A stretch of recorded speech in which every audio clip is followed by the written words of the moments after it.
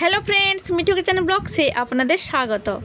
আজকে আমি শুধুমাত্র এক বাটি আটা দিয়ে বাড়ির সবার জন্য হেলদি নাস্তা বানিয়ে দেখাবো।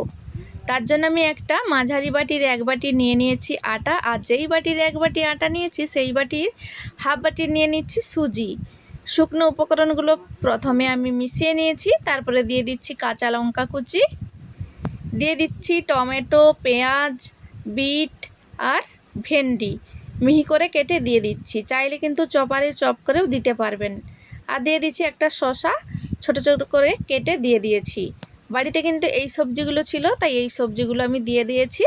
চাইলে কিন্তু ভেন্ডিটা একটু কড়াইয়ের মধ্যে ভেজে নিয়েও দিতে পারবেন। আমি এখানে খুবই পাতলা করে কেটে নিয়েছি ভেন্ডিটাকে, তারপরে দিয়ে দিচ্ছি। আর দিয়ে দিচ্ছি একটা ডিম, চাইলে দুটো ডিম দিতে পারবেন, খেতে তাহলে আরও দারুণ লাগবে। সাথে দিয়ে দিচ্ছি পরিমাণ মতো নুন, পরিমাণ মতো হলুদ গুঁড়ো, দিয়ে দিচ্ছি গোলমরিচের গুঁড়ো, সামান্য গোটা জিরে আর চিলি ফ্লেক্স, আর দিয়ে দিচ্ছি হাফ চামচ সাদা তিল আর সামান্য চিনি দিয়ে ভালো করে শুকনো উপকরণগুলোকে প্রথমে আমি মিশিয়ে নিচ্ছি চামচ দিয়ে। তারপরে আমি অল্প অল্প করে জল দিয়ে কিন্তু একটা ঘন ব্যাটার তৈরি করে নিচ্ছি। একেবারে কিন্তু বেশি জল দেওয়া যাবে না, তাতে কিন্তু ব্যাটারটা ঘন থেকে পাতলা হয়ে যেতে পারে। অল্প অল্প করে জল মেশাতে হবে। কিন্তু এই নাস্তাটা একবার বানিয়ে দেখুন, খেতে অসাধারণ লাগে। সন্ধেবেলা হোক বা সকালবেলা এই নাস্তাটা একবার বানিয়ে দেখতে পারেন, অসাধারণ লাগবে। আর এক বাটি আটা দিয়ে বাড়ির সবার জন্য হেলদি নাস্তা তৈরি হয়ে যাবে, খেতেও কিন্তু দুর্দান্ত লাগে।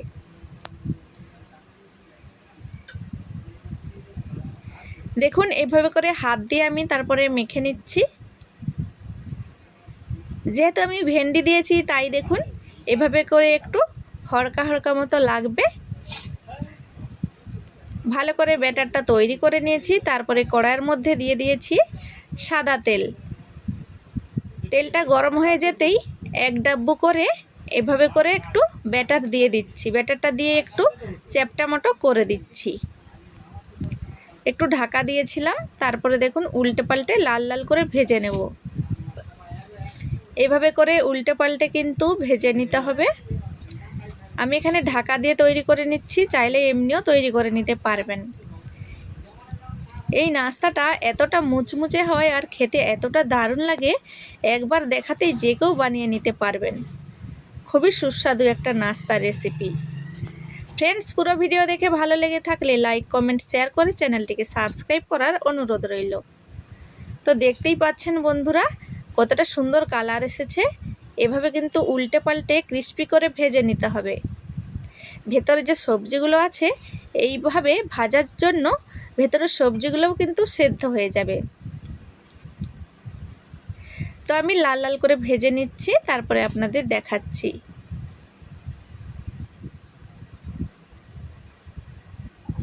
দেখুন একটা কিন্তু আমার তৈরি হয়ে গেছে নাস্তা। আমি এভাবে একটু তেলটাকে ছাড়িয়ে একটা প্লেটের মধ্যে তুলে নিচ্ছি। কতটা সুন্দর লাগছে দেখতে। তো এই প্রসেস করে আবারও আমি এভাবে করে যে ভাত তোলার ডাব্বু হয় বা চামচ হয়, এক ডাব্বু করে এভাবে করে দিয়ে দিচ্ছি, আর একটু চামচের সাহায্যে একটু পাতলা করে ছড়িয়ে দিচ্ছি। তারপরে উল্টে পাল্টে এভাবে করে একটু ভেজে নিচ্ছি।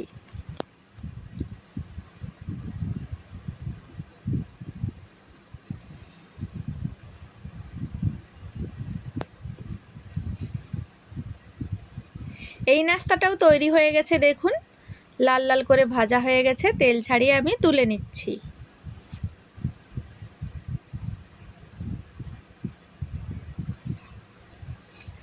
তো দুটো নাস্তা আমার তৈরি হয়ে গেছে। এইভাবে করে সবগুলো বানিয়ে নিচ্ছি, তারপরে আপনাদের দেখাচ্ছি। ফ্রেন্ডস, পুরো ভিডিওটা কিন্তু দেখবেন, স্কিপ করবেন না। স্কিপ করলে কিন্তু আপনারা বুঝতে পারবেন না যে কিভাবে কি করলাম।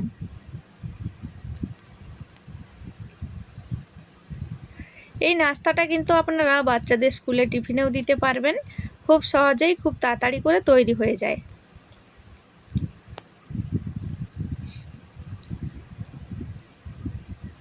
দেখুন সবগুলো নাস্তা আমি তৈরি করে নিয়েছি, প্লেটের মধ্যে সাজিয়ে নিয়েছি। কতটা সুন্দর লাগছে দেখতে, খেতে অসাধারণ লাগবে বন্ধুরা, খুবই ক্রিস্পি। আমি একটা নাস্তা কেটেও দেখাচ্ছি আপনাদের। গরম আছে এখনও, কিন্তু দেখুন ভেতরটা কতটা সুন্দর হয়েছে।